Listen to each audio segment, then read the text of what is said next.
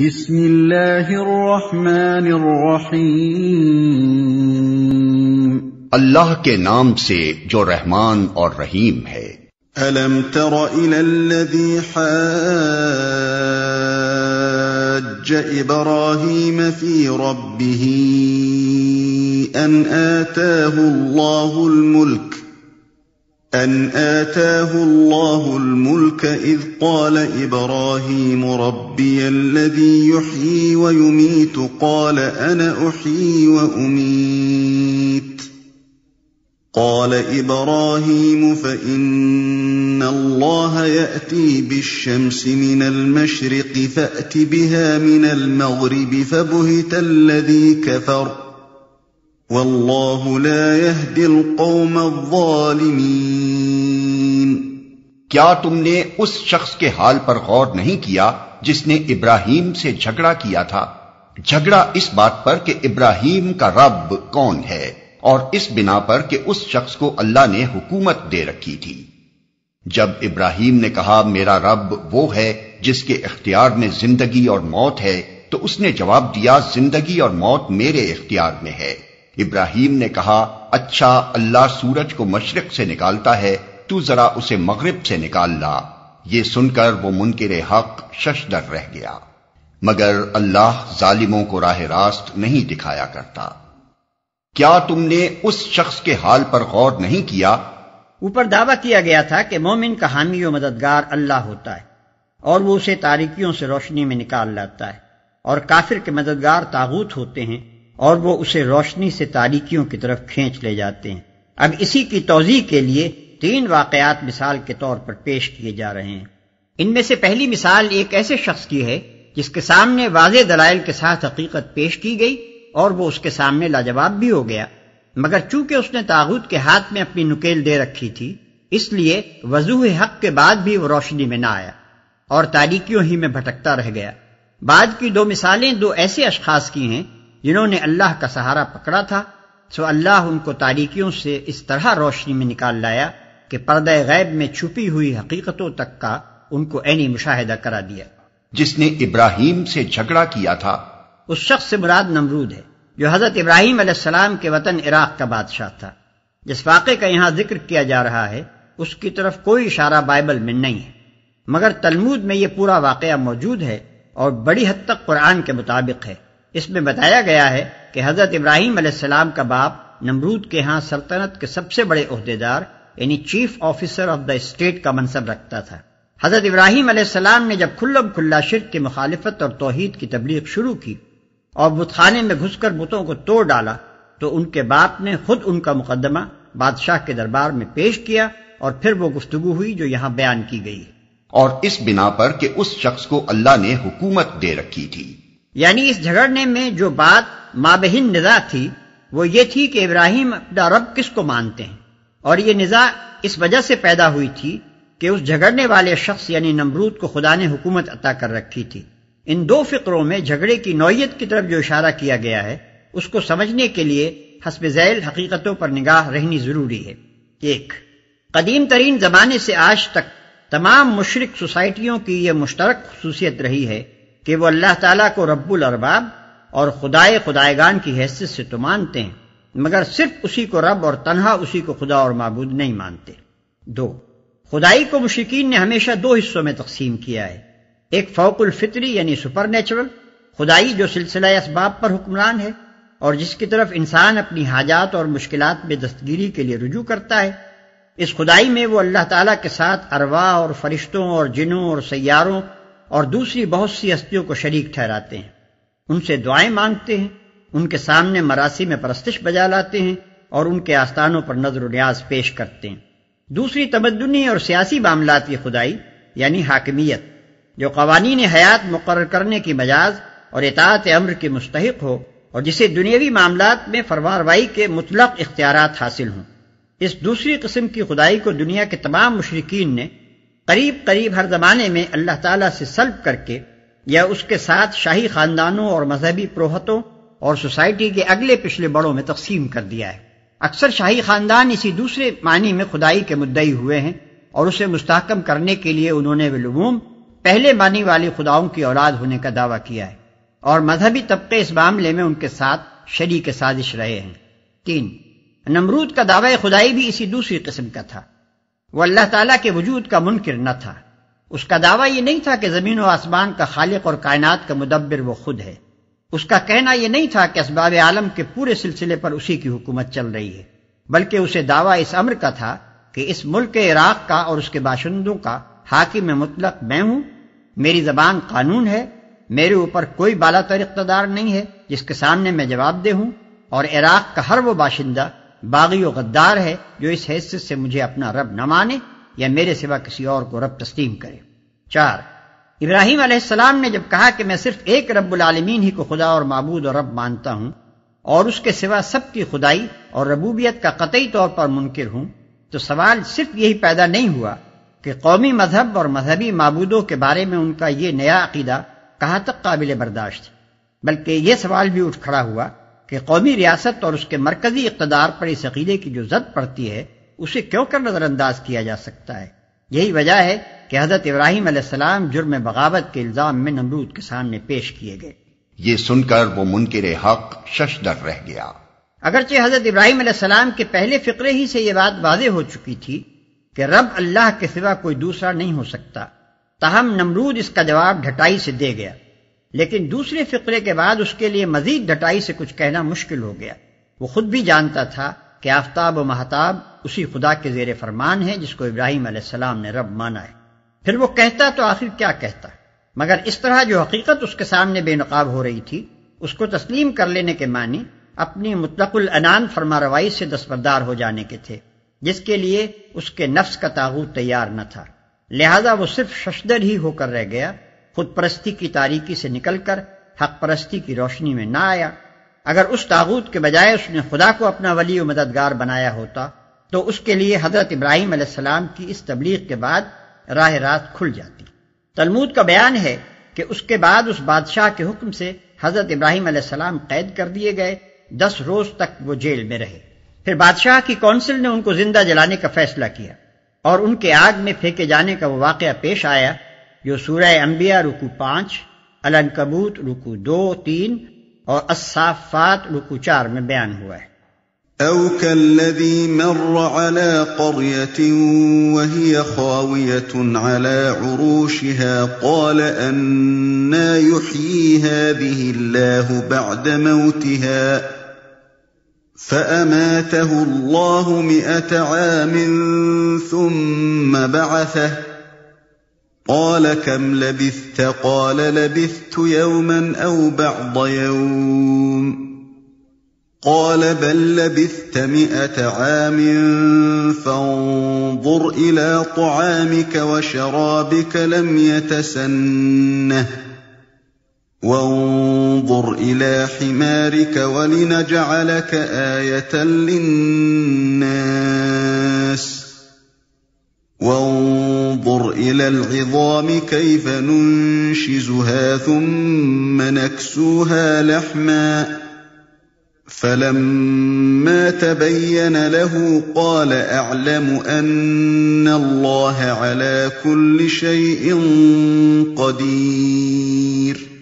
یا پھر مثال کے طور پر اس شخص کو دیکھو جس کا گزر ایک ایسی بستی پر ہوا جو اپنی چھتوں پر اوندھی گری پڑی تھی۔ اس نے کہا یہ آبادی جو ہلاک ہو چکی ہے اسے اللہ کس طرح دوبارہ زندگی بخشے گا؟ اس پر اللہ نے اس کی روح قبض کر لی اور وہ 100 برس تک مردہ پڑا رہا۔ پھر اللہ نے اسے دوبارہ زندگی بخشی اور اس سے پوچھا بتاؤ کتنی مدت پڑے رہے ہو؟ اس نے کہا 1 دن یا چند گھنٹے رہا ہوں گا۔ فرمایا تم پر 100 برس اسی حالت میں گزر چکے ہیں۔ اب ذرا اپنے کھانے اور پانی کو دیکھو کہ اس میں ذرا تغیر نہیں آیا ہے۔ دوسری طرف ذرا اپنے گدھے کو بھی دیکھو کہ اس کا پنجر تک وہ سیدھا ہو رہا ہے، اور یہ ہم نے اس لیے کیا ہے کہ ہم تمہیں لوگوں کے لیے ایک نشانی بنا دینا چاہتے ہیں۔ پھر دیکھو کہ ہڈیوں کے اس پنجر کو ہم کس طرح اٹھا کر گوشت پوست اس پر چڑھاتے ہیں۔ اس طرح جب حقیقت اس کے سامنے بالکل نمایاں ہو گئی تو اس نے کہا میں جانتا ہوں کہ اللہ ہر چیز پر قدرت رکھتا ہے۔ جو اپنی چھتوں پر اوندھی گری پڑی تھی۔ یہ ایک غیر ضروری بحث ہے کہ وہ شخص کون تھا اور وہ بستی کون سی تھی۔ اصل مدعا جس کے لیے یہاں یہ ذکر لایا گیا ہے صرف یہ بتانا ہے کہ جس نے اللہ کو اپنا ولی بنایا تھا اسے اللہ نے کس طرح روشنی عطا کی۔ شخص اور مقام دونوں کی تعین کا نہ ہمارے پاس کوئی ذریعہ نہ اس کا کوئی فائدہ۔ البتہ بعد کے بیان سے یہ ظاہر ہوتا ہے کہ جن صاحب کا یہ ذکر ہے وہ ضرور کوئی نبی ہوں گے۔ اسے اللہ کس طرح دوبارہ زندگی بخشے گا؟ اس سوال کے یہ معنی نہیں ہے کہ وہ بزرگ حیات بعد الموت کے منکر تھے یا انہیں اس میں شک تھا، بلکہ دراصل وہ حقیقت کا عینی مشاہدہ چاہتے تھے، جیسا کہ انبیاء کو کرایا جاتا رہا ہے۔ ہم تمہیں لوگوں کے لیے ایک نشانی بنا دینا چاہتے ہیں۔ ایک ایسے شخص کا زندہ پلٹ کر آنا جسے دنیا 100 برس پہلے مردہ سمجھ چکی تھی، خود اس کو اپنے ہم اثروں میں ایک جیتی جاگتی نشانی بنا دینے کے لیے کافی تھا۔ وَإِذْ قَالَ إِبْرَاهِيمُ رَبِّ أَرِنِي كَيْفَ تُحْيِي الْمَوْتَى قَالَ أَوَلَمْ تُؤْمِنْ قَالَ بَلَى وَلَكِنْ لِيَطْمَئِنَّ قَلْبِي قَالَ فَخُذْ أَرْبَعَةً مِّنَ الطَّيْرِ فَصُرْهُنَّ إِلَيْكَ ثُمَّ اجْعَلْ عَلَى كُلِّ جَبَلٍ مِّنْهُنَّ جُزْءًا ثُمَّ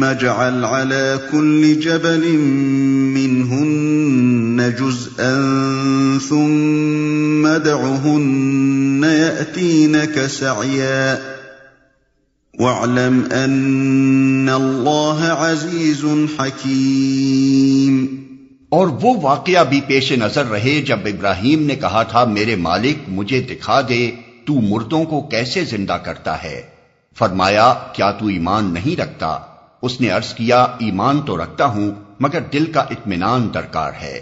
فرمایا، اچھا تو 4 پرندے لے اور ان کو اپنے سے مانوس کر لے، پھر ان کا ایک ایک جز ایک ایک پہاڑ پر رکھ دے، پھر ان کو پکار، وہ تیرے پاس دوڑے چلے آئیں گے۔ خوب جان لے کہ اللہ نہایت با اقتدار اور حکیم ہے، مگر دل کا اطمینان درکار ہے، یعنی وہ اطمینان جو مشاہدہ عینی سے حاصل ہوتا ہے۔ خوب جان لے کہ اللہ نہایت با اقتدار اور حکیم ہے۔ اس واقعے اور اوپر کے واقعے کی بعض لوگوں نے عجیب عجیب تعویلیں کی ہیں، لیکن انبیاء علیہ السلام کے ساتھ اللہ کا جو معاملہ ہے اسے اگر اچھی طرح ذہن نشین کر لیا جائے تو کسی کھینچتان کی ضرورت پیش نہیں آ سکتی۔ عام اہل ایمان کو اس زندگی میں جو خدمت انجام دینی ہے اس کے لیے تو محض ایمان بالغیب یعنی بے دیکھے ماننا کافی ہے، لیکن انبیاء کو جو خدمت اللہ نے سپرد کی تھی اس کے لیے ضروری تھا کہ وہ اپنی آنکھوں سے وہ حقیقتیں دیکھ لیتے جن پر ایمان لانے کی دعوت انہیں دنیا کو دینی تھی۔ ان کو دنیا سے پورے زور کے ساتھ یہ کہنا تھا کہ تم لوگ تو قیاسات دوڑاتے ہو مگر ہم اپنی آنکھوں دیکھی بات کہہ رہے ہیں، تمہارے پاس گمان ہے اور ہمارے پاس علم ہے، تم اندھے ہو اور ہم بینا ہیں۔ اسی لیے انبیاء کے سامنے فرشتے عیاناً آئے ہیں، ان کو آسمان و زمین کے نظام حکومت ملکوت کا مشاہدہ کرایا گیا ہے، ان کو جنت اور دوزخ آنکھوں سے دکھائی گئی ہے اور بے سے بعد الموت کا ان کے سامنے مظاہرہ کر کے دکھایا گیا ہے۔ ایمان بالغیب کی منزل سے یہ حضرات منصب نبوت پر مامور ہونے سے پہلے گزر چکے ہوتے ہیں۔ نبی ہونے کے بعد ان کو ایمان بالشہادت کی نعمت دی جاتی ہے اور یہ نعمت انہی کے ساتھ مخصوص ہے۔ مزید تشریح کے لیے ملاحظہ ہو تفہیم القرآن جلد 2 صفحہ نمبر 330 اور 334۔ مثل الذين ينفقون أموالهم في سبيل الله كمثل حبة أنبتت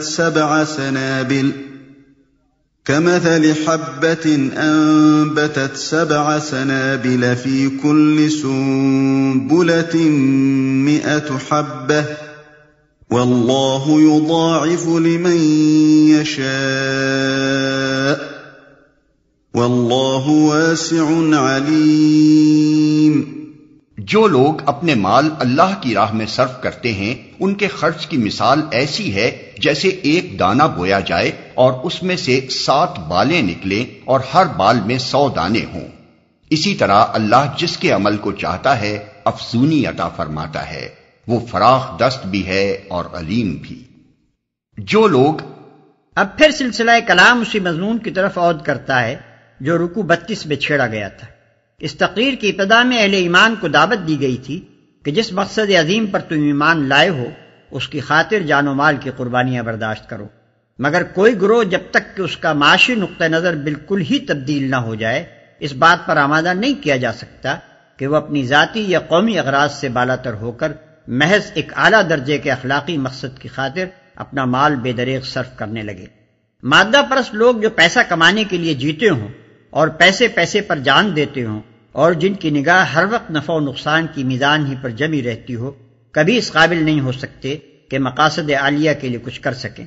وہ بظاہر اخلاقی مقاصد کے لیے کچھ خرچ کرتے بھی ہیں تو پہلے اپنی ذات یا اپنی برادری یا اپنی قوم کے مادی منافع کا حساب لگا لیتے ہیں۔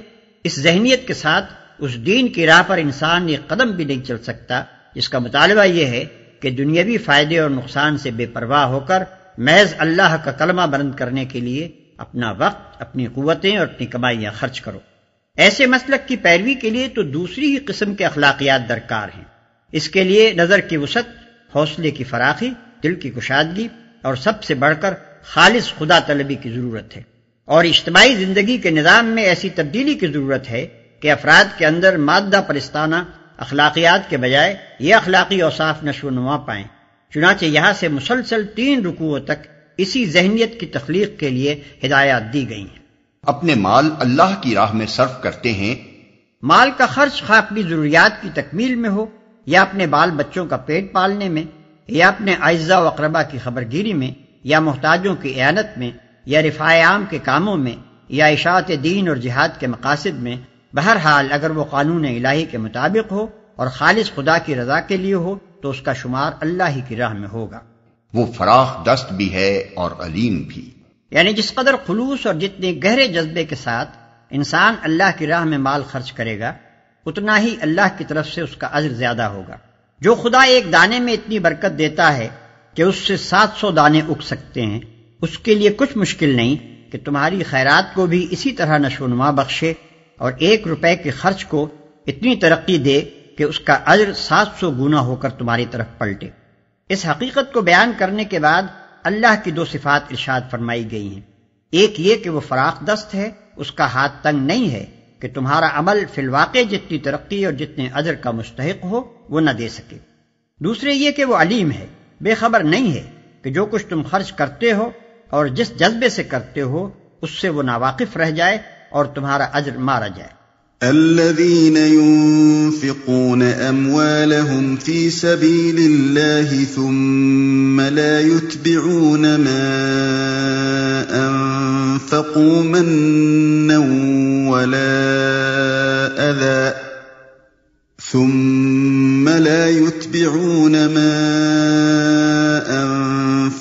منا ولا أذى لهم أجرهم عند ربهم ولا خوف عليهم ولا هم يحزنون۔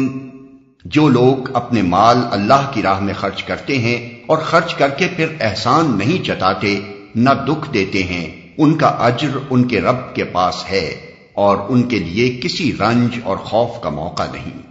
یعنی نہ تو ان کے لیے اس بات کا کوئی خطرہ ہے کہ ان کا اجر ضائع ہو جائے گا، اور نہ کبھی یہ نوبت آئے گی کہ وہ اپنے اس خرچ پر پشیمان ہوں۔ قول معروف ومغفرة خير من صدقة يتبعها أذى والله غني حليم۔ ایک میٹھا بول اور کسی ناگوار بات پر ذرا سی چشم پوشی اس خیرات سے بہتر ہے جس کے پیچھے دکھ ہو۔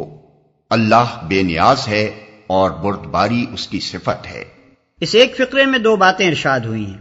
ایک یہ کہ اللہ تمہاری خیرات کا حاجت مند نہیں ہے، دوسرے یہ کہ اللہ تعالیٰ چونکہ خود بردبار ہے اس لیے اسے پسند بھی وہی لوگ ہیں جو چھچورے اور کم ظرف نہ ہوں بلکہ فراخ حوصلہ اور بردبار ہوں۔ جو خدا تم پر زندگی کے اسباب و وسائل کا بے حساب فیضان کر رہا ہے اور تمہارے قصوروں کے باوجود تمہیں بار بار بخشتا ہے، وہ ایسے لوگوں کو کیوں کر پسند کر سکتا ہے جو کسی غریب کو ایک روٹی کھلا دے تو احسان جتا جتا کر اس کی عزت نفس کو خاک میں ملا دے۔ اسی بنا پر حدیث میں آتا ہے کہ اللہ تعالیٰ اس شخص کو قیامت کے روز شرف ہم کلامی اور نظر عنایت سے محروم رکھے گا جو اپنے عطیے پر احسان جتاتا ہو۔ یا أيها الذين آمنوا لا تبطلوا صدقاتكم بالمن والأذى كالذي ينفق ماله رئاء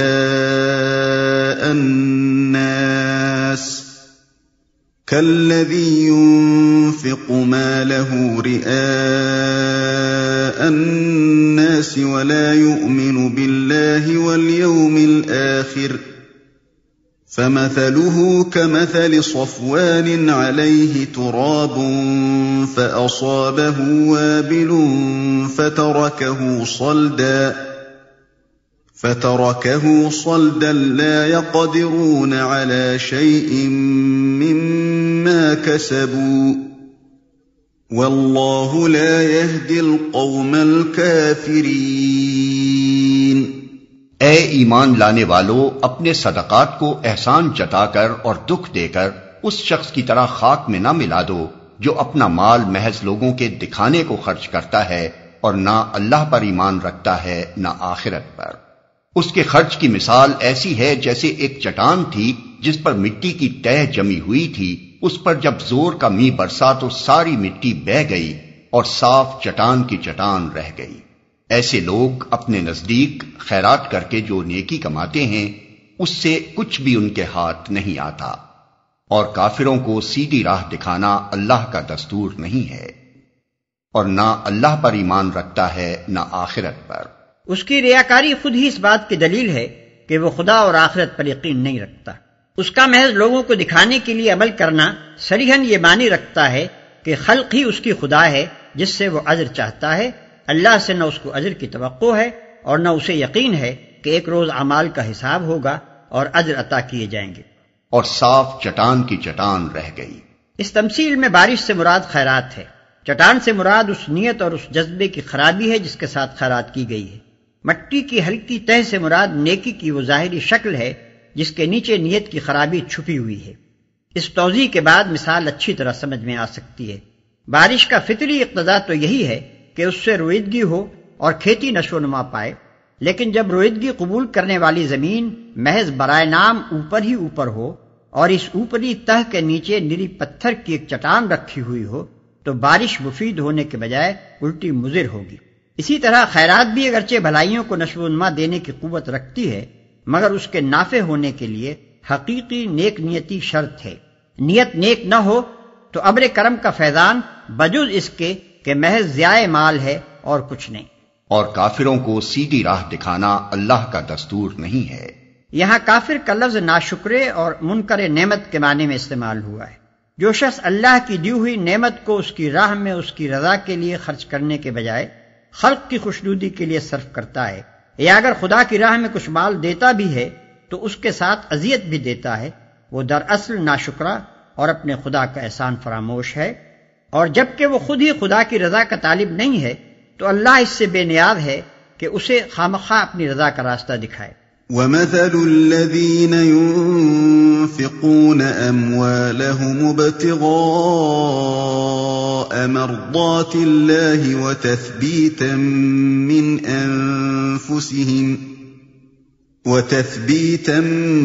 مِّنْ أَنفُسِهِمْ كَمَثَلِ جَنَّةٍ بِرَبْوَةٍ أَصَابَهَا وَابِلٌ فآتت أكلها ضعفين فإن لم يصبها وابل فطل والله بما تعملون بصير۔ بخلاف اس کے جو لوگ اپنے مال محض اللہ کی رضا جوئی کے لیے دل کے پورے ثبات و قرار کے ساتھ خرچ کرتے ہیں، ان کے خرچ کی مثال ایسی ہے جیسے کسی سطح مرتفع پر ایک باغ ہو، اگر زور کی بارش ہو جائے تو دگنا پھل لائے، اور اگر زور کی بارش نہ بھی ہو تو ایک ہلکی پھوار ہی اس کے لیے کافی ہو جائے۔ تم جو کچھ کرتے ہو سب اللہ کی نظر میں ہے، تو ایک ہلکی پھوار ہی اس کے لیے کافی ہو جائے۔ زور کی بارش سے مراد وہ خیرات ہے جو انتہائی جذبہ خیر اور کمال درجے کی نیک نیتی کے ساتھ کی جائے، اور ہلکی پھوار سے مراد ایسی خیرات ہے جس کے اندر جذبہ خیر کی شدت نہ ہو۔ أَيَوَدُّ أَحَدُكُمْ أَن تَكُونَ لَهُ جَنَّةٌ مِّن نَّخِيلٍ وَأَعْنَابٍ تَجْرِي مِن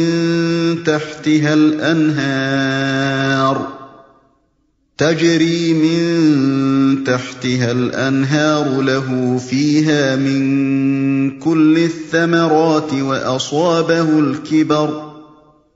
وأصابه الكبر وله ذرية ضعفاء فأصابها إعصار فيه نار فاحترقت كذلك يبين الله لكم الآيات لعلكم تتفكرون۔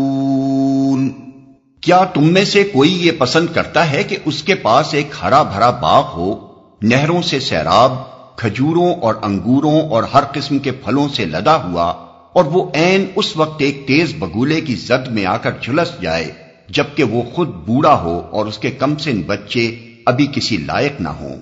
اس طرح اللہ اپنی باتیں تمہارے سامنے بیان کرتا ہے، شاید کہ تم غور و فکر کرو۔ جبکہ وہ خود بوڑھا ہو اور اس کے کم سن بچے ابھی کسی لائق نہ ہوں۔ یعنی اگر تم یہ پسند نہیں کرتے کہ تمہاری عمر بھر کی کمائی ایک ایسے نازک موقع پر تباہ ہو جائے جبکہ تم اس سے فائدہ اٹھانے کے سب سے زیادہ محتاج ہو اور اثر نو کمائی کرنے کا موقع بھی نہ رہا ہو، تو یہ بات تم کیسے پسند کر رہے ہو کہ دنیا میں مدت العمر کام کرنے کے بعد آخرت کی زندگی میں تم اس طرح قدم رکھو کہ وہاں پہنچ کر یکایک تمہیں معلوم ہو کہ تمہارا پورا کارنامہ حیات یہاں کوئی قیمت نہیں رکھتا، جو کچھ تم نے دنیا کے لیے کمایا تھا وہ دنیا ہی میں رہ گیا، آخرت کے لیے کچھ کما کر لائے ہی نہیں کہ یہاں اس کے پھل کھا سکو، وہاں تمہیں اس کا کوئی موقع نہ ملے گا کہ از سر نو اب آخرت کے لیے کمائی کرو۔ آخرت کے لیے کام کرنے کا جو کچھ بھی موقع ہے اسی دنیا میں ہے۔ یہاں اگر تم آخرت کی فکر کیے بغیر ساری عمر دنیا ہی کی دھن میں لگے رہے اور اپنی تمام قوتیں اور کوششیں دنیاوی فائدے تلاش کرنے ہی میں کھپاتے رہے تو آفتاب زندگی کے غروب ہونے پر تمہاری حالت بعینہ ہی اس بڈھے کی طرح حسرتناک ہوگی جس کی عمر بھر کی کمائی اور جس کی زندگی کا سہارا ایک باغ تھا، اور وہ باغ عین عالم پیری میں اس وقت جل گیا جبکہ نہ وہ خود نئے سرے سے باغ لگا سکتا ہے اور نہ اس کی اولاد ہی اس قابل ہے کہ اس کی مدد کر سکے۔ یا ایھا الذین آمنوا انفقوا من طیبات ما کسبتم ومما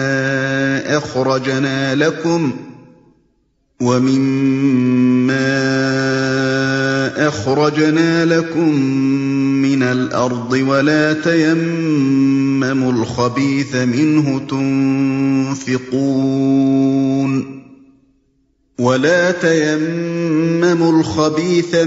تنفقون ولستم بآخذيه إلا أن تغمضوا فيه وَاعْلَمُوا أَنَّ اللَّهَ غَنِيٌّ حَمِيدٌ۔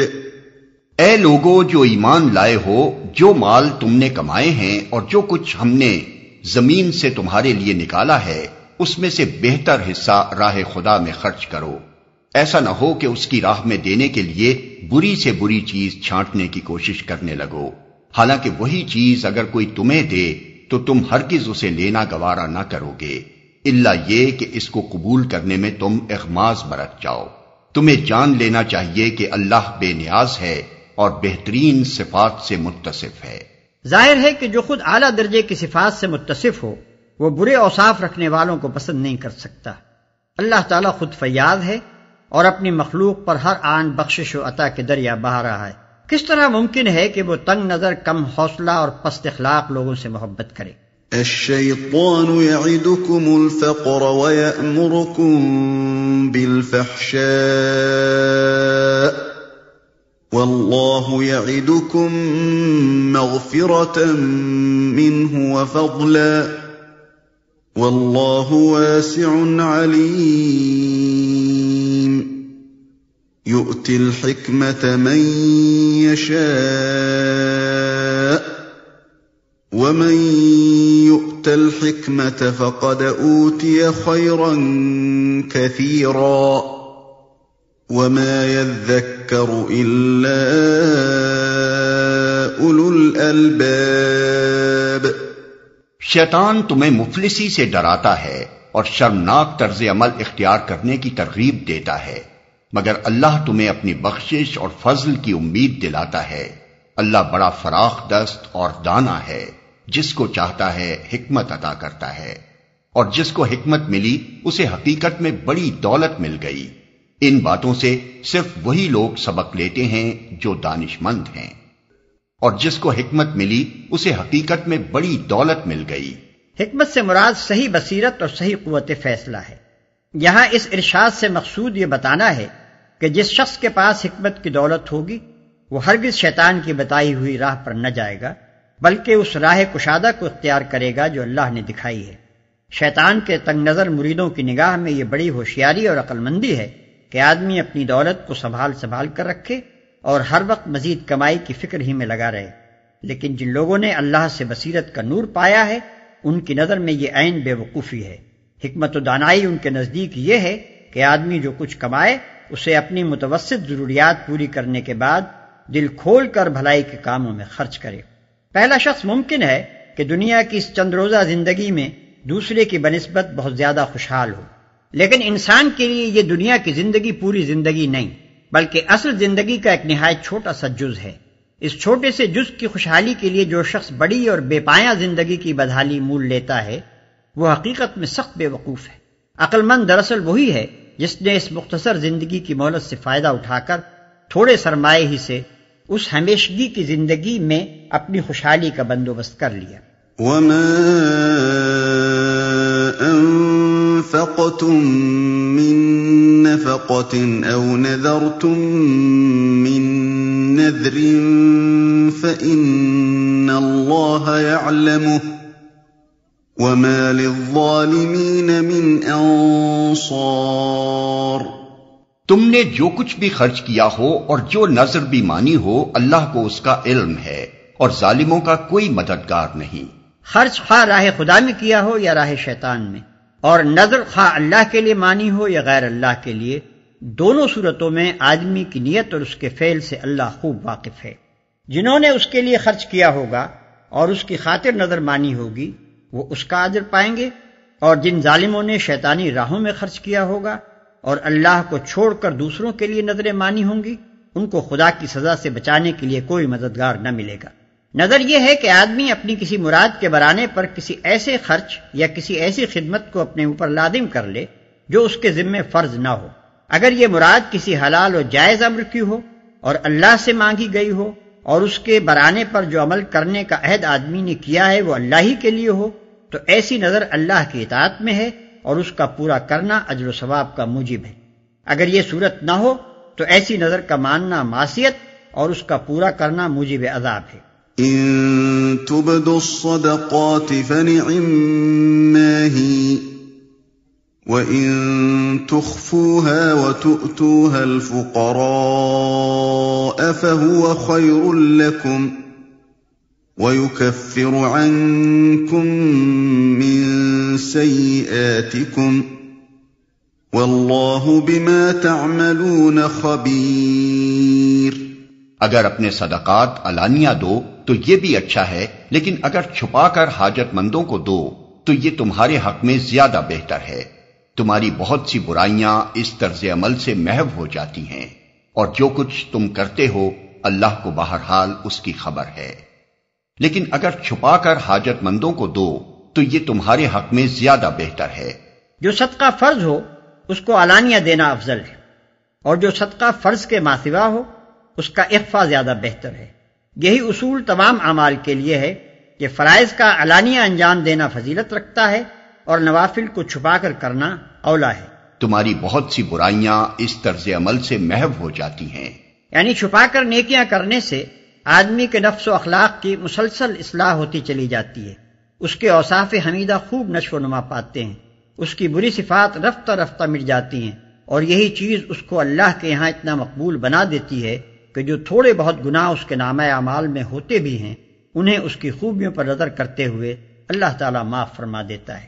ليس عليك هداهم ولكن الله يهدي من يشاء وما تنفقوا من خير فلأنفسكم وما تنفقون إلا ابتغاء وجه الله وما تنفقوا من خير يوفى إليكم وأنتم لا تظلمون۔ لوگوں کو ہدایت بخش دینے کی ذمہ داری تم پر نہیں ہے، ہدایت تو اللہ ہی جسے چاہتا ہے بخشتا ہے، اور خیرات میں جو مال تم خرچ کرتے ہو وہ تمہارے اپنے لیے بھلا ہے، آخر تم اسی لیے تو خرچ کرتے ہو کہ اللہ کی رضا حاصل ہو، تو جو کچھ مال تم خیرات میں خرچ کرو گے اس کا پورا پورا اجر تمہیں دیا جائے گا اور تمہاری حق تلفی ہرگز نہ ہوگی۔ ابتدا میں مسلمان اپنے غیر مسلم رشتہ داروں اور عام غیر مسلم اہل حاجت کی مدد کرنے میں تعامل کرتے تھے۔ ان کا خیال یہ تھا کہ صرف مسلمان حاجت مندوں ہی کی مدد کرنا انفاق فی سبیل اللہ ہے۔ اس آیت میں ان کی یہ غلط فہمی دور کی گئی ہے۔ ارشاد الہی کا مطلب یہ ہے کہ ان لوگوں کے دلوں میں ہدایت اتار دینے کی ذمہ داری تم پر نہیں ہے، تم حق بات پہنچا کر اپنی ذمہ داری سے سبکدوش ہو چکے، ابھی اللہ کے اختیار میں ہے کہ ان کو بصیرت کا نور عطا کرے یا نہ کرے۔ رہا دنیاوی مال و متاع سے ان کی حاجتیں پوری کرنا، تو اس میں تم محض اس وجہ سے تعامل نہ کرو کہ انہوں نے ہدایت قبول نہیں کی ہے۔ اللہ کی رضا کے لیے جس حاجت مند انسان کی بھی مدد کرو گے اس کا اجر اللہ تمہیں دے گا۔ للفقراء الذين احصروا في سبيل الله لا يستطيعون ضربا في الارض يحسبهم الجاهل اغنياء من التعفف تعرفهم بسيماهم لا يسألون الناس إلحافا وما تنفقوا من خير فإن الله به عليم۔ خاص طور پر مدد کے مستحق وہ تنگ دست لوگ ہیں جو اللہ کے کام میں ایسے گھر گئے ہیں کہ اپنی ذاتی کسب معاش کے لیے زمین میں کوئی دوڑ دھوپ نہیں کر سکتے۔ ان کی خودداری دیکھ کر ناواقف آدمی گمان کرتا ہے کہ یہ خوشحال ہیں۔ تم ان کے چہروں سے ان کی اندرونی حالت پہچان سکتے ہو، مگر وہ ایسے لوگ نہیں ہیں کہ لوگوں کے پیچھے پڑ کر کچھ مانگیں۔ ان کی اعانت میں جو کچھ مال تم خرچ کرو گے وہ اللہ سے پوشیدہ نہ رہے گا۔ اس گروہ سے مراد وہ لوگ ہیں جو خدا کے دین کی خدمت میں اپنے آپ کو ہمتاً وقف کر دیتے ہیں اور سارا وقت دینی خدمات میں صرف کر دینے کی وجہ سے اس قابل نہیں رہتے کہ اپنی معاش پیدا کرنے کے لیے کوئی جدوجہد کر سکیں۔ نبی صلی اللہ علیہ وسلم کے زمانے میں اس قسم کے رضاکاروں کا ایک مستقل گروہ تھا جو تاریخ میں اصحاب صفہ کے نام سے مشہور ہے۔ یہ 300-400 آدمی تھے جو اپنے اپنے گھر بار چھوڑ کر مدینے آ گئے تھے، ہم وقت حضور کے ساتھ رہتے تھے، ہر خدمت کے لیے ہر وقت حاضر تھے، حضور جس مہم پر چاہتے انہیں بھیج دیتے تھے، اور جب مدینے سے باہر کوئی کام نہ ہوتا اس وقت یہ مدینے ہی میں رہ کر دین کا علم حاصل کرتے اور دوسرے بندگان خدا کو اس کی تعلیم دیتے رہتے تھے۔ چونکہ یہ لوگ پورا وقت دینے والے کارکن تھے اور اپنی ضروریات فراہم کرنے کے لیے اپنے ذاتی وسائل نہ رکھتے تھے، اس لیے اللہ تعالی نے عام مسلمانوں کو توجہ دلائی کہ خاص طور پر ان کی مدد کرنا انفاق فی سبیل اللہ کا بہترین مصرف ہے۔